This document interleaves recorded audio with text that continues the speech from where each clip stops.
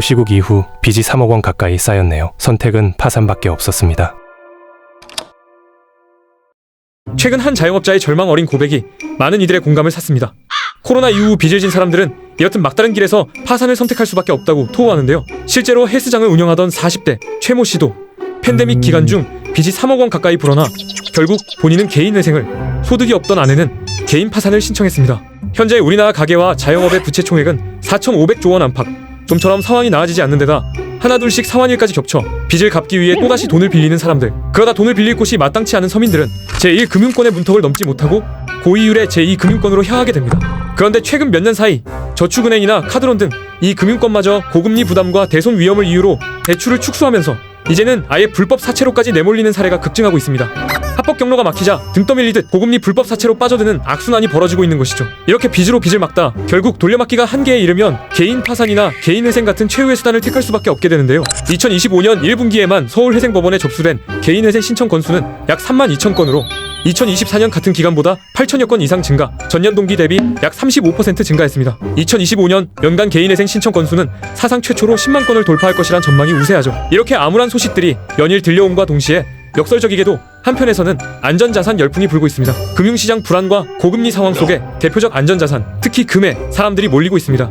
실제 한국거래소 기준 지난 5년간 국내 금값은 가파른 상승세를 보였습니다. 2018년만 해도 한 돈당 평균 18만 원 선이던 시세가 2023년에는 32만 원으로 무려 78%가 뛰었습니다. 이후로도 오름세는 꺾이지 않았는데요. 2025년에는 한 돈당 60만 9천 원으로 금시장 개장 이래 사상 최고치를 다시 써냈습니다. 눈여겨볼 점은 이러한 흐름을 읽은 홈쇼핑에서 연일 골드바 완판 소식이 자주 들려온다는 것입니다. 한 홈쇼핑의 골드바 판매 방송은 약 1시간 만에 무려 4,000세트를 팔아치우며 주문액 13억 원을 기록하기도 했습니다. 골드바나 순금 주얼리 판매량이 워낙 급증하다 보니 홈쇼핑 업계에서는 금 물량 확보가 어려워 방송 편성에 차질이 빚어질까 걱정이라는 말까지 나옵니다.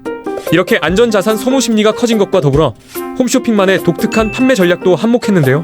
요즘 홈쇼핑의 금 판매 방송을 보면 무이자 24개월, 최대 36개월 할부 혜택을 전면에 내세웁니다. 이러한 장기간의 무이자 할부 혜택을 앞세워 금 판매를 크게 늘린 것이죠. 목돈이 한 번에 없어도 신용카드만 있으면 몇만 원씩 나눠내며 금을 살 수 있으니 현금이 부족한 서민들에게는 솔깃한 제안임이 분명합니다. 그런데 여기서 주목할 만한 특이한 현상이 하나 있습니다. 홈쇼핑을 통해 구매하는 금을 자산 축적의 목적이 아니라 배송 받자마자 바로 되팔기 위해서 사는 사람들이 점점 늘고 있다는 사실이죠. A씨가 홈쇼핑에서 24개월 무이자 할부로 600만 원짜리 골드바를 한 개 샀다고 해보죠. 매달 25만 원씩 2년간 갚아나가야 합니다. 그런데 A씨는 이렇게 산 골드바를 며칠 뒤 동네 금은방에 가져가 즉시 현금화해버립니다. 매입가는 가게마다 다를 수 있겠지만 현재 시세대로라면 대략 510만 원에서 많아야 550만 원 안팎을 받을 수 있을 겁니다. 그렇게 하면 A씨 손에는 당장에 현금이 들어오고 카드사에는 앞으로 2년에 걸쳐 600만 원을 천천히 갚으면 됩니다. 이때 주요한 점은 신용카드 할부 대금만 연체하지 않으면 A씨의 신용등급에는 아무런 문제가 생기지 않는다는 것입니다. 결국 A씨는 카드로 물건 하나를 할부로 구매해서 성실히 갚고 있는 평범한 소비자로 보이는 것이죠. 마치 600만 원의 대출을 받은 것 같지만 금융회사 입장에서는 실제 대출이 아니기 때문에 신용기록에 남지 않는 소위 그림자 대출이나 다름없게 되는 것입니다. 사실 이러한 카드깡을 막기 위해 시중은행들은 애초에 신용카드 결제를 받지 않습니다. 금은 현금이나 다름없어 카드로 판매했다간 악용될 소지가 크다는 이유에서인데요. 하지만 홈쇼핑은 금도 일반 상품 거래로 간주되어 카드 결제가 가능하니 이러한 허점이 생긴 것입니다. 이는 예전부터 있어온 중고 카드깡 수법의 연장선이라고 볼 수 있습니다. 예전에도 급전이 필요할 때 12개월 무이자 할부로 최신 아이폰이나 가전제품을 산 뒤 그것을 미개봉 새 상품 상태로 중고시장에 팔아버린 일이 종종 있었죠. 당근마켓이나 중고나라에 시중가보다 저렴한 미개봉 박스 제품들이 올라오는 이유 중 상당수가 이렇게 카드 할부금을 현금화하려는 것이란 얘기도 있었습니다. 최근에는 그 대상이 금값 상승에 힘입어 전자제품에서 금으로 옮겨왔을 뿐 근본적인 맥락은 같습니다. 홈쇼핑과 오프라인 금은방을 매개로 이러한 신종 카드깡이 하나의 트렌드처럼 번지고 있는 것입니다. 그러나 이렇게 카드를 활용한 현금 확보는 언뜻 보기에는 그럴듯해 보여도 들여다보면 명백히 손해보는 일이라는 점을 유념해야 합니다.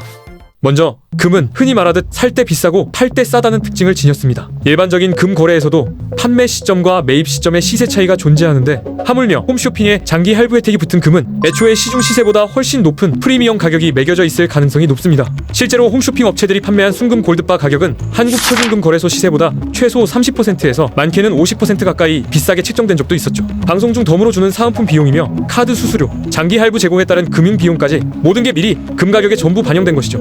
소비자 입장에서는 무이자 할부니까 이득이라고 생각할지 모르지만 사실은 그 이자와 혜택 비용을 이미 금값에 다 지불한 셈입니다. 게다가 이렇게 비싸게 산 금을 다시 팔려고 하면 순금 시세에서 또다시 수수료나 매입 마진을 떼고 값을 쳐주기 때문에 이 과정에서도 손실을 피할 수 없게 됩니다. 결국 금을 활용한 카드깡은 처음부터 엄청난 고이율의 선이자를 떼고 돈을 빌리는 것과 마찬가지인 구조입니다. 당장 손에 쥔 현금만 보고 혹할 수 있지만 구매 가격에서 판매 가격을 뺀 만큼의 이자를 퍼센트로 환산해보면 대부업 저리 가라 할 정도의 어마어마한 손해인 거죠. 금을 대파는 신종 무이자 카드깡도 결국 돌려막기의 변주에 불과하며 지속될 수 없는 임시 방편일 뿐입니다. 하지만 이러한 편법에 의지할 수밖에 없을 만큼 제도권 금융에서 충분한 도움을 받지 못하는 이들이 많다는 것도 대한민국의 현실입니다. 결국 이러한 악순환의 고리를 끊기 위해서는 공적 금융의 역할을 대폭 강화해야 한다는 의견이 지배적입니다. 단순히 소득을 기준으로 한 현재의 천편일률적인 정책에서 벗어나 소득은 어느 정도 있지만 빚에 허덕이며 저소득자만큼 생활이 어려운 중산층에게도 더 폭넓게 확대할 필요가 있다는 것이죠. 중산층이 무너진 나라에 경제 회복이란 없습니다. 무이자 할부가 던져주는 달콤한 유혹 뒤에는 이렇듯 냉혹한 함정이 도사리고 있습니다. 당장 눈앞에 불을 끄기 위해 가족의 금반지까지 전당포에 맡겨야 하는 현실은 우리 사회 금융 안전망의 민낯을 그대로 보여주고 있는 게 아닐까요? 오늘의 돈 굴러가는 이야기는 여기까지입니다. 더 재미있는 돈 이야기로 돌아오겠습니다. 머니롤링이었습니다.